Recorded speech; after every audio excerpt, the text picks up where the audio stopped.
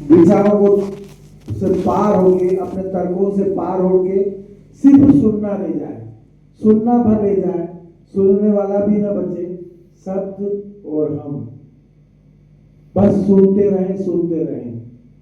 वो सुनना एक ध्यान और समाधि बन जाता है। अपने आप को वो ध्यान प्रयोगी, जानकारी और ज्ञान के लिए नहीं, उनसे आत्मसात होने के लिए हम सुनते हैं। तो कबीर साहब की साखियां, बुद्धों की वाणियां, मीराबाई के भजन, ये जितने भी बुद्ध पुरुषों हैं, गीता के श्लोक कृष्ण के द्वारा लिखे हुए, रामायण, हनुमान चालीसा, ये जो भी सिद्ध पुरुषों के द्वारा जो लिखे जाते हैं, उनके अंदर भी कोडिंग रहती है, उनके अंदर एनर्जी रहती है, वो पोर्टल खुल जाते हैं।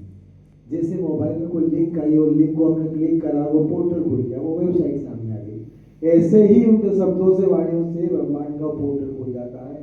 हम उस फ्रिक्वेंसी में चले जाते हैं और ध्यान में हमारा प्रयोग होता है। इसलिए हम सुनने जाते हैं और इसलिए हम उनको सुनते हैं।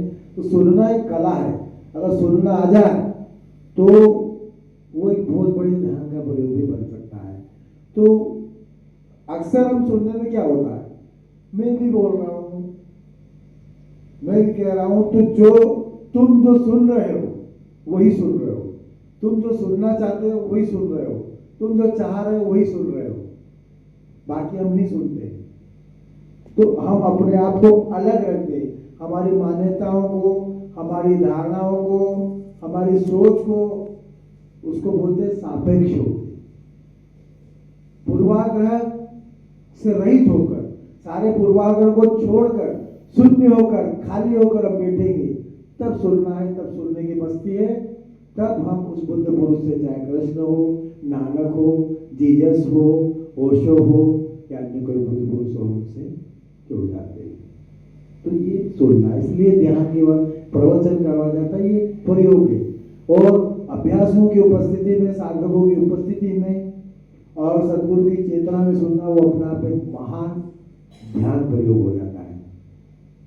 बुद्ध पुरुष एक भी शब्द निरर्थक नहीं बोलते हैं। ओशो ने भी अपने जीवन में एक भी शब्द व्यर्थ नहीं बोला, एक भी शब्द। 40,000 के करीब बुक्स लिखी उन्होंने, जिसमें एक शब्द भी बिना काम का नहीं लिखा।